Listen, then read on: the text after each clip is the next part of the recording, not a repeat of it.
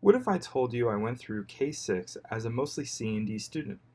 Those of you that know me are probably thinking, yeah, you were some badass rebel thrown down on the streets of New Jersey taking kids dice and lunch money. I know, it fits the narrative. But that wasn't it at all. I realized my brain struggles to think in linear ways. I don't learn well from lectures, and my notes are often so chaotic that I rarely go back to them. I do better when I'm reading books, having conversations, and interacting with material in some other way. It became very clear in upper level English classes that I'm a practitioner more than a theorist. I like to teach. I make assignments and syllabi for fun. I like to make things. I crochet, tinker, and build in Minecraft. I'm also a storyteller. I like to make worlds for tabletop RPGs, stories for my daughter, and talk about movies and books. At a young age, I realized that reading comprehension, spelling, and nonfiction essay exams could completely undo me and potentially hold me back a year. I cried after studying hard for tests only to get a C when my older brother didn't study and got an award for his grades. I was getting more frustrated because my brain didn't seem to want to cooperate. If I wasn't tumbling around a room and playing with Legos in the basement, my parents thought something was wrong. Though, there was one thing I was really good at and could focus on for hours at a time: games. I am both a visual and kinesthetic learner. I know that now, but I didn't know that in elementary school. I read slow because I'm too busy analyzing and visualizing the story, often getting ahead of myself, which requires me to reread sections regularly. Games allow me to experiment and learn through the process of playing. 20 years later, I based my pedagogical practices and my own learning on a framework I call the Ludic Framework for Learning. This framework is a way to adapt educational practices to promote invested learning that is forgiving of failure and rich in possibility. The Ludic Framework is built on 4 pillars and 8 core principles. The pillars, or foundation, of the framework are play, failure, the possible, and social affinity. The 8 core principles, curiosity, play, flexibility, metacognition, collaboration, invention, persistence, and creativity, are used to help teachers create more invested, student-driven, and project-based pedagogy, and they are used to help students take ownership of their learning and understand the nuances of implementing play into their learning strategies. This framework was born out of personal experience, articulated and fine-tuned with constructionist learning theory, and came to fruition through an amalgamation of practices. This framework helped me grapple with learning because it gave me new points of inquiry and unapologetically engage with possibility, risk, and failure to enhance understanding.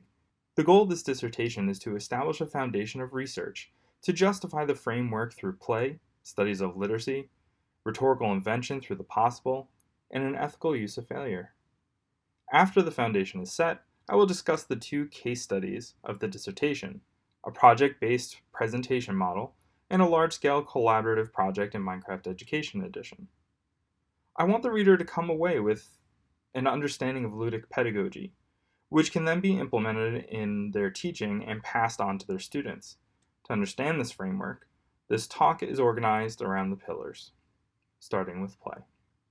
Play is the foundation of my everyday life and this dissertation. Play is a behavior, a method, and/or a lens we use to look at something differently. Sicart says play is a way of being in the world. Salen and Zimmerman see play as a way to interact with the world, or systems we confront. Keogh sees play as poking around and asking, what if? Play is a way to help us navigate spaces of uncertainty, or to push the boundaries of our capabilities and understanding. It helps us problem solve by taking a survey of a situation and trying a different path, often the one that is not the norm, to complete a difficult task. These moments are usually complex and difficult tasks, but to take a survey of the means around you and come up with a creative solution is what being a gamer is all about. Play is about making sacrifices and testing tolerances to further experiential knowledge. To understand play is to understand the human experience, as Sicart explains, quote, "To play is to be in the world. Playing is a form of understanding that surrounds us and who we are, and a way of engaging with others. Play is a mode of being human," end quote. Humans are persistent, innovative thinkers who can imagine multiple scenarios playing out at once, to come up with the best solution. When it comes to pedagogy, we want our students to ambiguate what they are learning by thinking from different perspectives, leveraging uncertainty and wayfinding as a means of navigation. Sicart continues, quote, "Playfulness reambiguates the world. Through the characteristics of play, it makes it less formalized, less explained, open to interpretation and wonder and manipulation. To be playful is to add ambiguity to the world and play with that ambiguity." End quote. Play is not static and cannot be pinned down, which is what Holmovic explores. Quote, "Playing means playing out of bounds, in the gaps, over the chasms that no deductive or inductive logic can traverse." End quote. This visual makes me think of platform games, where the player is constantly pushing against the system to find an opportunity for success and meaning making. Similarly, Stevens sees play as, quote, "voluntary and distinct activity carried out within arbitrary boundaries in space and time," end quote, and emergent meaning comes from within those constructed boundaries, like that of the world of Minecraft, which you see around you. My position is that play can be used as a model for inquiry through wayfinding and other inventional means.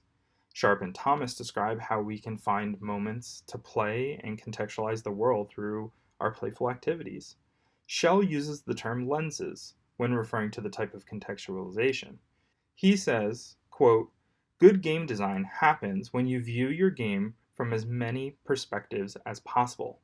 I refer to these perspectives as lenses because each one is a way of viewing your design." End quote. These lenses are not a conclusive checklist of ways to view the world or an artifact, for there are far too many. He offers 113 in total in his book.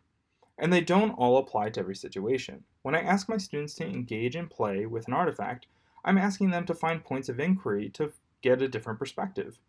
These points of inquiry are transformative, and, quote, "The role of play is not to work comfortably within its own structures, but rather constantly to develop its structures through play," end quote. This development can be called wayfinding, much like Haynes' exploration of offshore writing, where she, quote, "suggests a mixed reality. It is suggestive, an idea that will bear us, by indirection, towards non-sovereign outposts along transitory migration routes," end quote. Haynes uses a beautiful metaphor of being on a boat offshore whale watching. It is not an exact science, but you have markers that could guide your position. It is a movement towards abstraction. Quote, "It would be more compelling to point us toward an abstract horizon, much as one does when adjusting the altitude or pitch of one's satellite dish," end quote. These understandings of play as points of inquiry or wayfinding connect play and the possible together because they rely on continual invention, which results in changes in direction, shifts of thinking, and chaotic journey towards meaning making. In order to understand this wayfinding within play, and to focus less on standard expectations, we need to understand positionality through the possible. Polakis explains the rhetoric of possibility through three positions: actuality, ideality, and possibility. To Polakis, actuality is what is observable and obvious, or the now. Actuality is the position of our convictions, how the world works, and why. Students whom are content or become complacent with their situation are stuck in the position of actuality. The second position, ideality, is what ought to be, or the unattainable perfection in reality. Polakis specifies that, quote, "Ideality is what is envisioned and known about the world that can never be made actual," end quote. Ideality is a tricky positionality to strive for because it isn't only unattainable, but it is also the perfection that we are told to aim for. Polakis offers a third in the binary, possibility. Possibility is the in-between, what is not but could be. The possible is typically seen as something that may lie just outside our immediate grasp. Possibility, quote, "underscores the fluidity, the elusiveness, and the malleability of human experience," end quote, which makes it a more meaningful pursuit than ideality. Polakis defines rhetoric through a sophistic lens. Quote, "Rhetoric is the art which seeks to capture in opportune moments that which is appropriate and attempts to suggest which is possible," end quote. In relation to positionality, he links, quote, rhetoric to a movement originating in the sphere of actuality and striving to attain a place in that potentiality, end quote. This framing of the possible links well with play because it sees the path that could be taken or potential points of inquiry. When we think of wayfinding in this way, we see a landscape that is full of potential.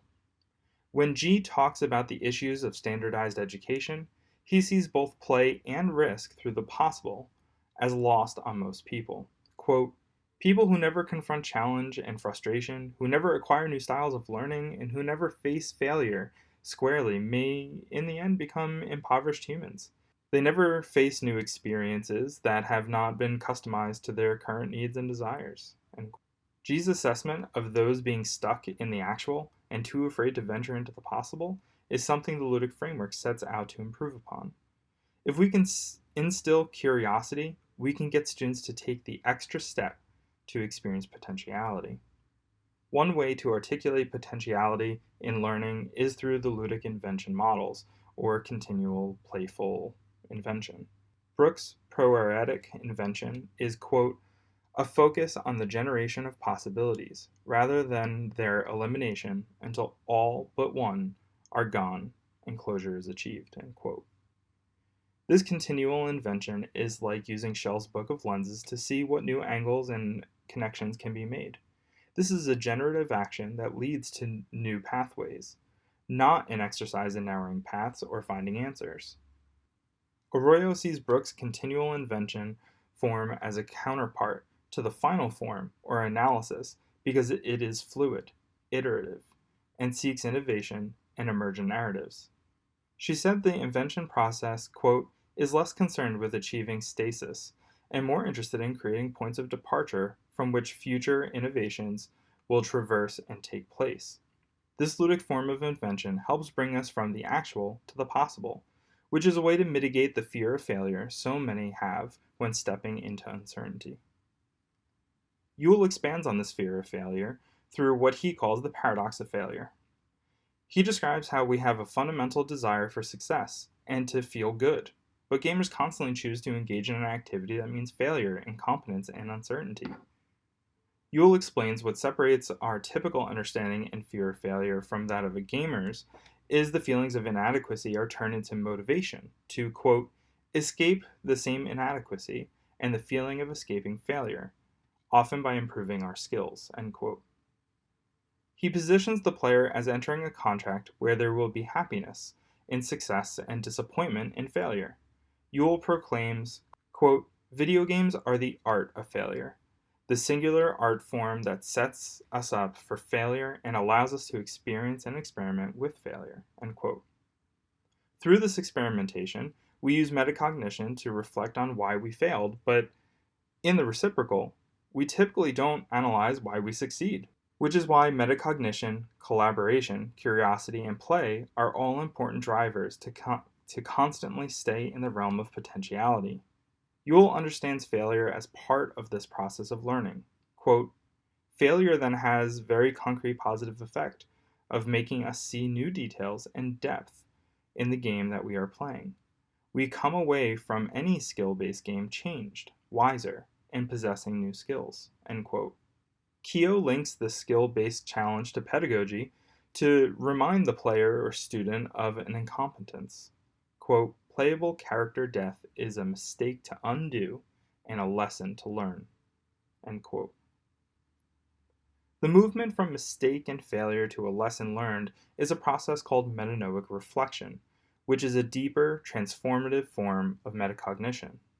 Myers explains kairos as a widely discussed rhetorical principle often used to explain fleeting or opportune timing, but the lesser-known principle of metanoia is, quote, an active emotional state in which reflection, revelation, and transformation occur, and thus expand the opportunities available in the concept of kairos, end quote. Kairos may be a swift moment that is easily missed, but metanoia, quote, can be engaged in a process, one in which reflection leads to recognition, end quote, of the missed opportunity, resulting in probable change.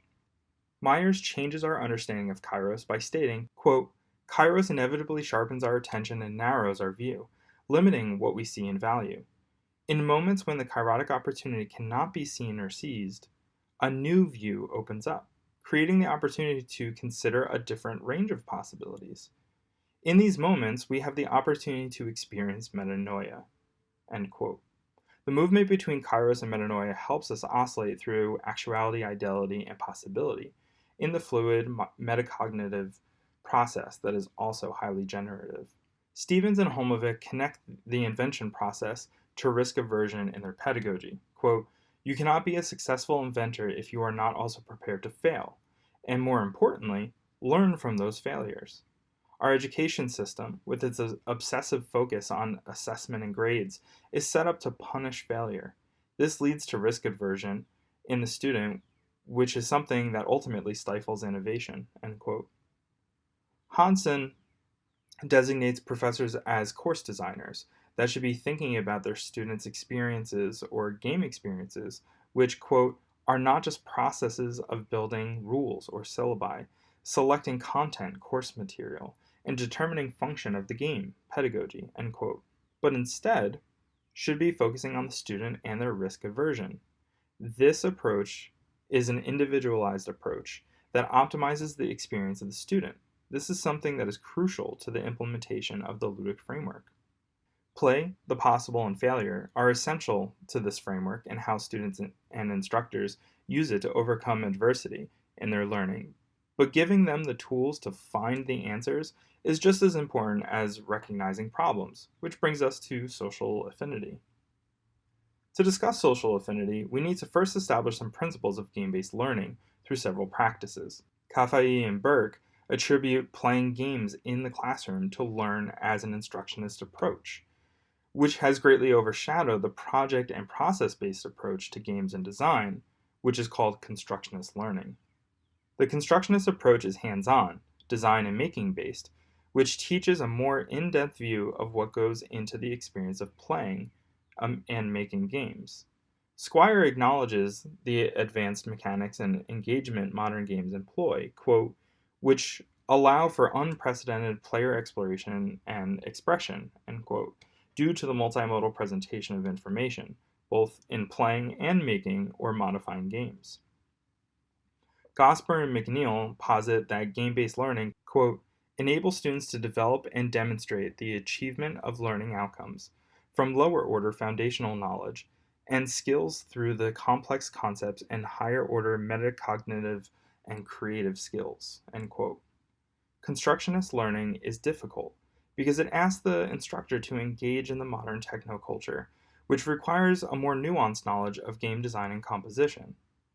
One model of constructionist learning is Kafai and Pepler's gaming fluencies, which is modeled after literacy as a complex fluency that is, quote, "not only in game design, but also in the creative, critical, and technical aspects of working with new media," end quote. I like this concept because of its connection to literacy, but also because it talks of gaming as a complex process that requires a myriad of skills to understand.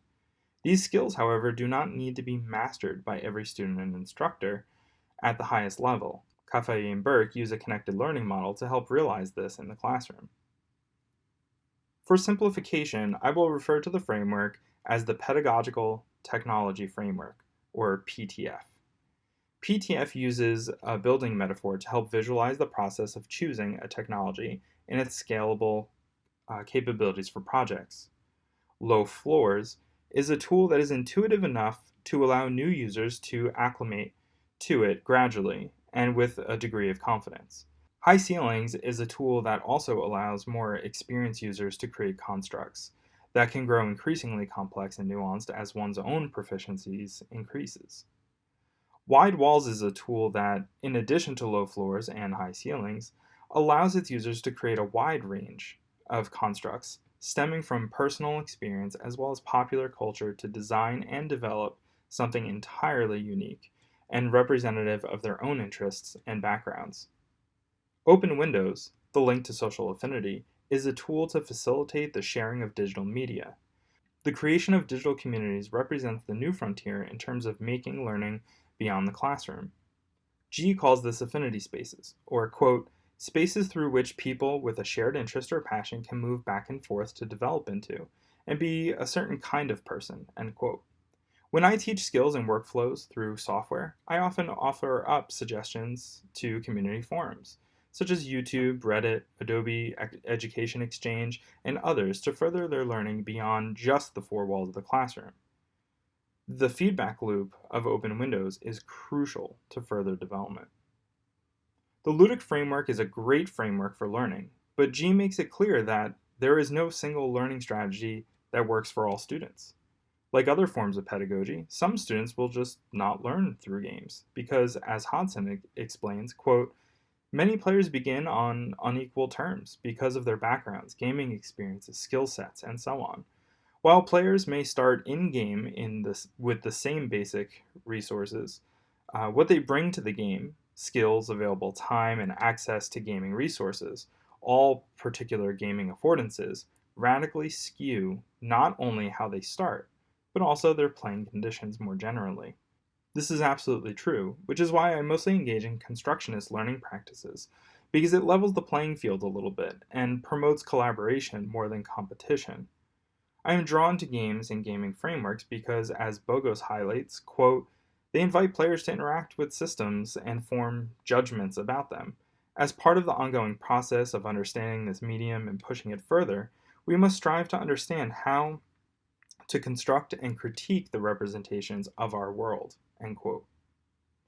I hope the Ludic Framework and the nuanced discussion of play in the classroom helps facilitate this critical eye of the world and how we learn.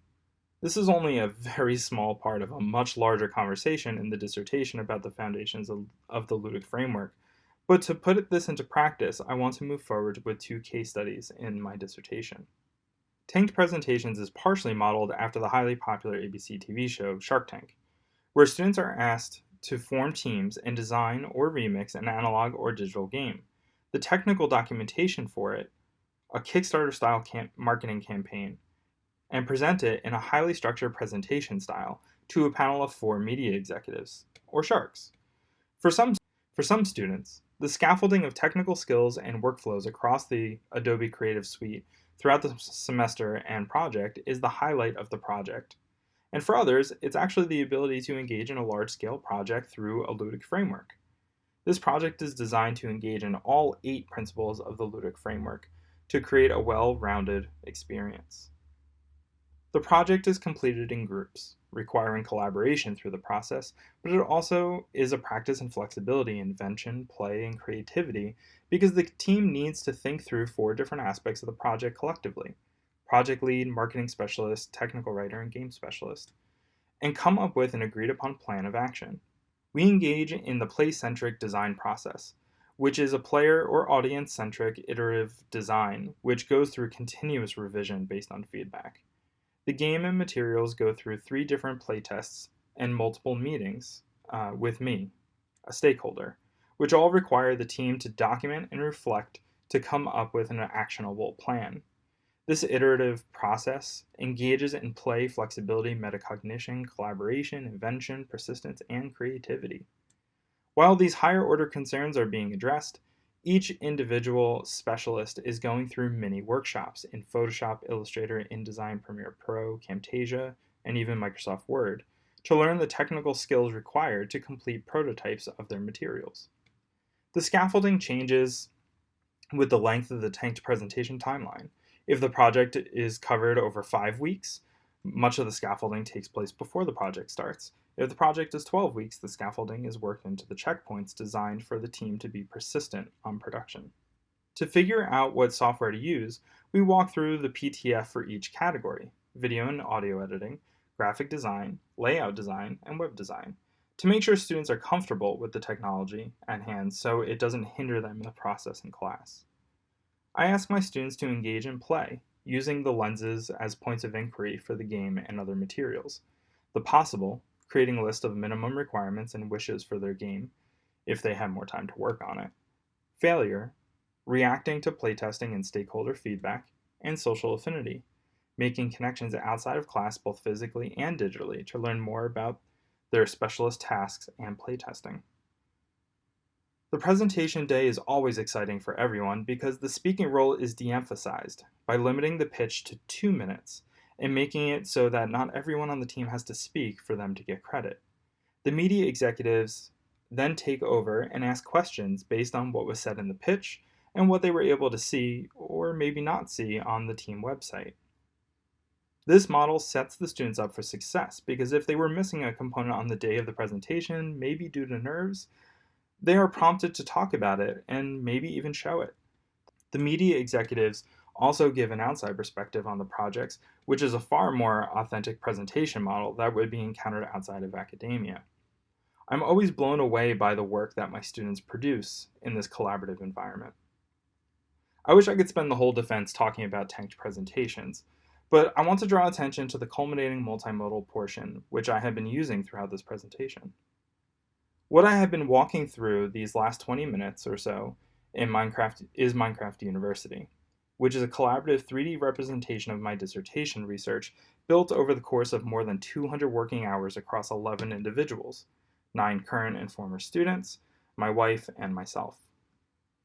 The build is broken into 3 main areas: the Welcome Center, which explains the process and rationale of the multimodal; Playtown, which is the collaborative build space where students created their own structures and author's notes; and Minecraft University, which has 3 primary buildings: the game-based learning building, literacy building, and failure tower.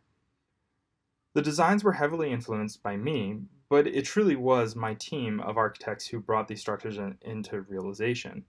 For as much as this multimodal was a test of the Ludic Framework process for my architects, I think it left a profound mark on me as well. Trying to collaboratively design a space that has different vested interests is no small task, and we continuously engaged in the place-centric design model, which often led to structures going through several iterations.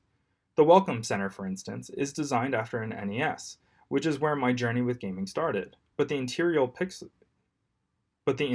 pixel art, the controller, and the aesthetics. The Welcome Center is designed after the NES, which is where my journey with gaming started, but the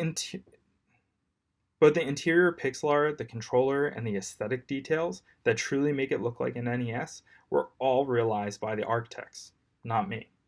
We started with a structure that was far too big, got it down to a reasonable size, then started on the details, only to realize that we needed to make some changes to accommodate the sloping sides and the teleporters that would be on the internal second floor, so some of the pixel art needed to be redone several times. The more we worked together through face-to-face drop-in sessions, the more trust I had in my team, and I was able to let go of control and ownership. This project is truly owned by all of those who helped me. The layout of the world and the specific buildings in the university was the biggest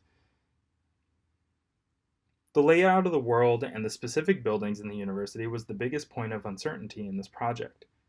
I designed the game-based learning building to be modeled after Space Invader sprites, but everything else was really just up in the air. We had several moments where several architects were searching online for inspiration or using graph paper to sketch out a design. Others were trying to talk it out. As I surveyed the room, I noticed that everyone was being collaborative, but they were also engaging in Ludic Invention. We were all using different methods of wayfinding to come up with ideas for our structures. Nobody narrowed it down to just one. They were looking for multiple ideas, which could then maybe be turned into something unique.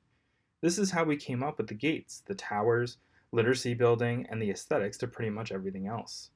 As you can see, the university has a similar aesthetic, from the letters, the pathways, proximity, and similar blocks. Our ability to work together and engage in the Ludic Framework was exciting. We played to come up with designs, we discussed expectations and skill to see what was possible, we failed a lot while experimenting and building, and we relied on our team's skills and networks to tap into the social affinity. The hardest day was the first build session, where we didn't work so well together and ended up having to redo the hexagons several times because we had different ideas of what they should look like. We met all the expectations of the project and more.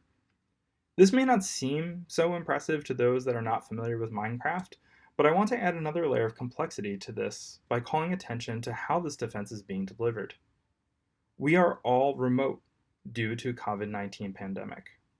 Even though we, my students and I, were distracted by the uncertainty of the pandemic before spring break, moving to remote learning and dealing with the strain of social distancing and the pandemic was and still is having on our current and future lives, we were still able to get this done. Several students wanted to talk about the project over Zoom. They wanted to jump in for a few more hours to finish their personal builds. Or they wanted to know what I still needed to get done to be happy with this transmediation. Even my wife stepped up and wanted to help complete this. If this doesn't show curiosity, play, flexibility, metacognition, collaboration, invention, persistence, and creativity, then I really just don't know what would. Minecraft University has a companion website, minecraft.christuart.com, which documents the entire process and the almost 10-year journey I've taken through Minecraft to get to where I am today. There are also video walkthroughs with commentary, development diaries, screenshots, and a link with instructions on how to download and play the world for yourself.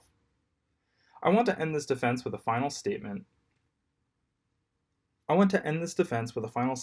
about the Ludic Framework.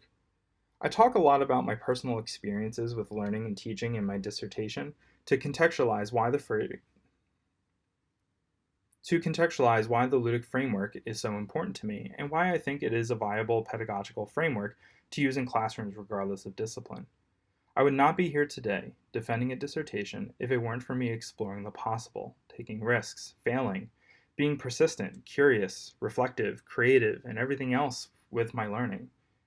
Even if a project or idea sounds crazy, like maybe creating a 3D representation of your research in Minecraft, take a chance, because you have no idea where the possible will take you. Thank you.